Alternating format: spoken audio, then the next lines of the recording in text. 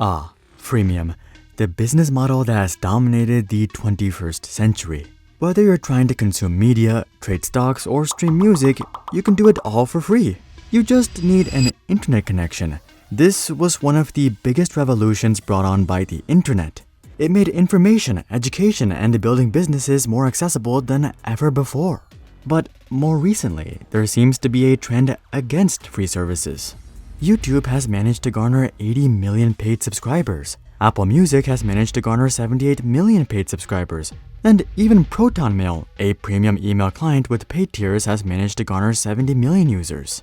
Each and every one of these services has a free alternative. Instead of YouTube Premium, you can just watch YouTube with ads. Instead of Apple Music, you can just stream Spotify for free. And instead of ProtonMail, well, you can use virtually any other email client.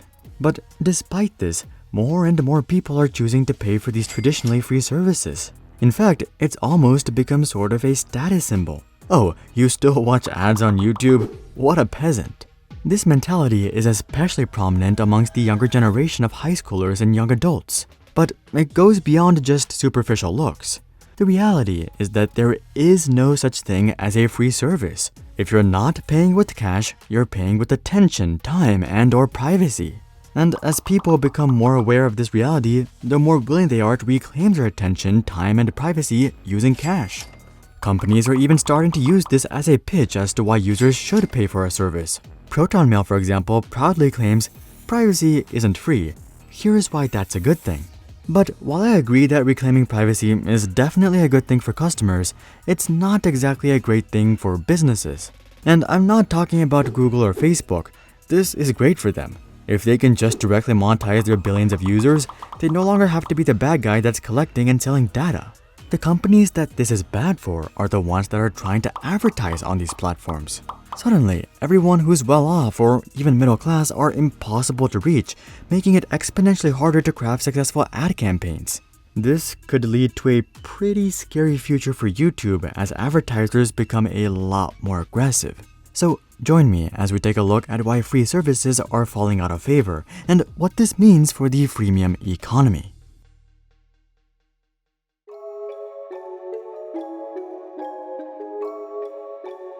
The bottom line is that free services are never worth it. While it's great that these companies are able to offer their amazing services for free, if you have the means to pay for an ad-free version or a private version or whatever, you should always take it. The reason is that free services are terrible at monetizing users. Yes, platforms like Google and Facebook do make a crap ton of money, but that's just because they have a mind-bending level of scale. On an individual basis, these platforms make next to nothing. And it's no wonder why. There's simply so much friction when it comes to monetizing a free user base. Take YouTube for example. Let's say that you watch about 1 hour of YouTube per day. Nowadays, you usually get an ad once every 3 minutes, and each ad is about 10 seconds. So you're watching about 100 minutes worth of ads every month. Let me phrase that in a different way.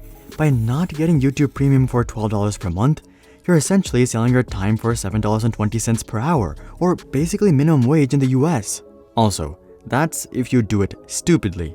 The smarter choice would obviously be to go for the family plan and split it with your friends and family. The family plan costs $23 per month and allows for up to 6 members, so each member is only paying about $4 per month. So by not getting YouTube Premium, you're actually selling your time for $2.40 per hour, and that's if you just watch 1 hour of YouTube per day. If you watch 2 hours, you're selling it for $1.20. If you watch 3 hours, you're selling it for just 80 cents. And if you're a YouTube addict like myself and watch 5 or 6 hours, you're selling it for just 40 to 50 cents. Not to mention, you'd also be sitting through 10 hours of ads every month. YouTube was an easy example, but this is the case with all free services. It's impossible for it to be any other way because of the physics of the situation. For a normal service to work, only 2 parties have to be happy: the business and the user. For a freemium service to work, 3 parties have to be happy: the business, the user, and the monetizer. This is made worse by the fact that most users don't want anything to do with the monetizer. I mean, who wants to watch ads? This makes it especially difficult for the monetizer to make the transaction worth their time. And by extension, it also makes it difficult for the business and the user to have it be worth their time either. Back in the day, users didn't consider this inefficiency too seriously. As far as they were concerned, they were getting media or email or news or whatever else completely for free. But nowadays, if you don't know how these platforms make money, you're definitely living under a rock.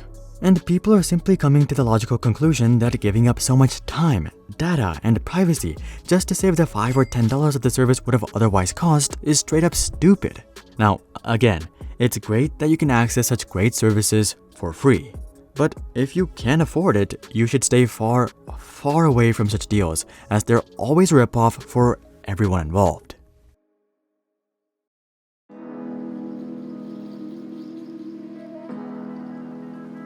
So that's kind of the logical argument as to why people are ditching free services, but this shift is much deeper than a simple time versus money relationship. The reality is that people simply don't trust free services. Back in the 2000s, the average internet user might have thought, oh, it's just a website, how much could it possibly cost to run? That must be why it's free. But no one in their right mind thinks that today.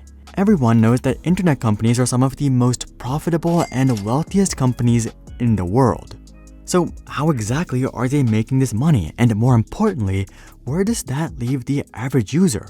Of course, the average user would be giving up time, data, and privacy, but I don't even think that's what annoys users the most.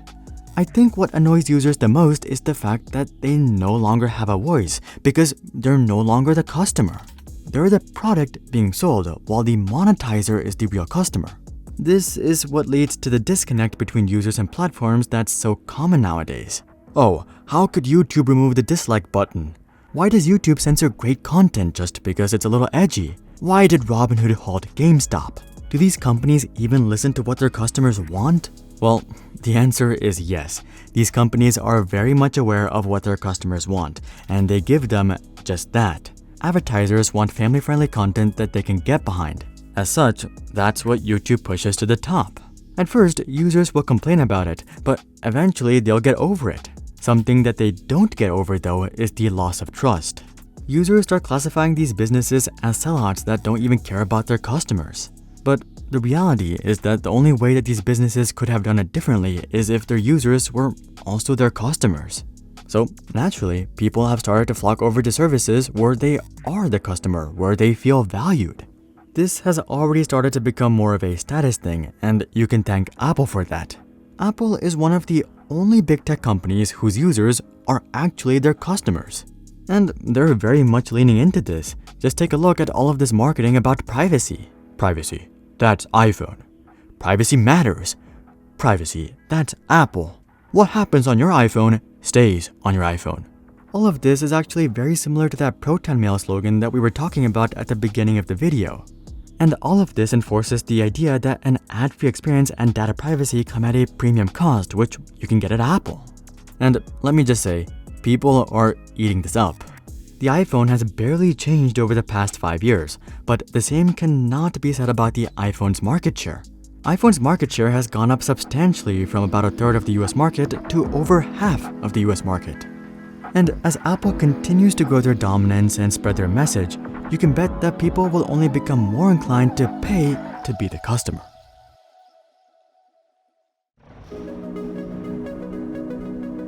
So why are people ditching free services?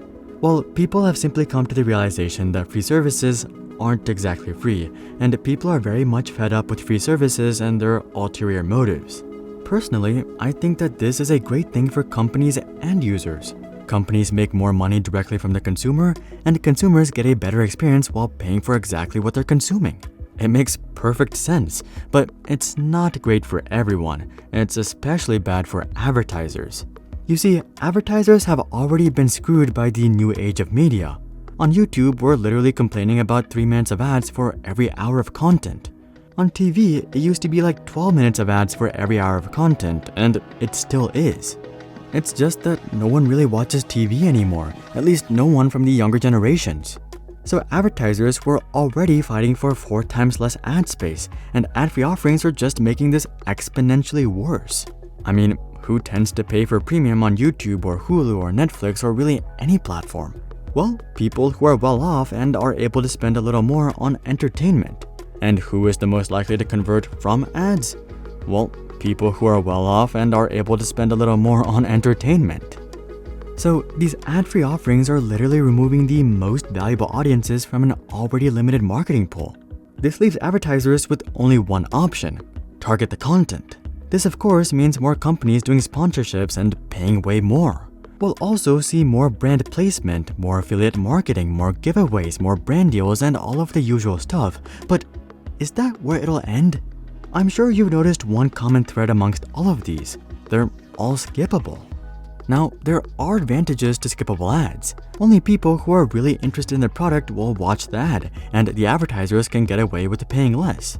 But with that being said, some advertisers will always be looking for a way to push unskippable ads.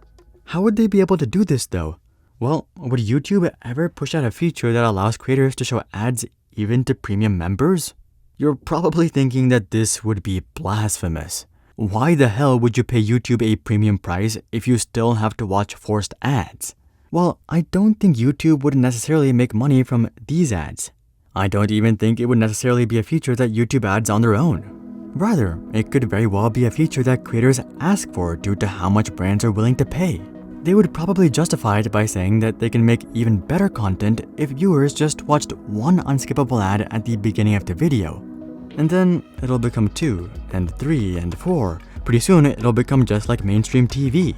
YouTube will make money from the premium subscription just like DirecTV or Dish Network. And the creators will make money from ads and infomercials just like TV channels and their shows. So is the trend towards premium subscriptions all that great? Well, it really comes down to your personal preference. Would you rather see higher quality content with more ads or lower quality content with less ads? Comment that down below. Also, speaking of ads, YouTube recently blocked AdBlock. This might have been one of their worst decisions yet. Check out this video to learn more, but until then, I'm Hari, and I'll see you guys on the next one.